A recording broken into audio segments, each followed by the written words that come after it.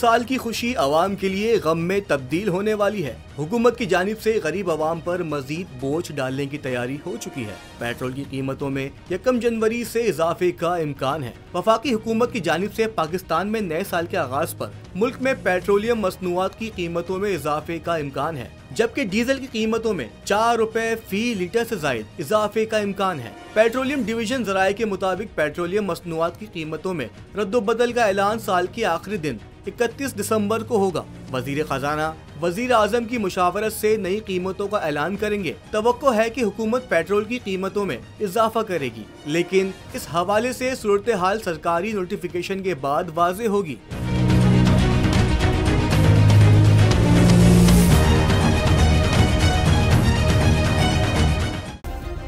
Subscribe करें और bell दबाएं ताकि कोई खबर रह न जाए।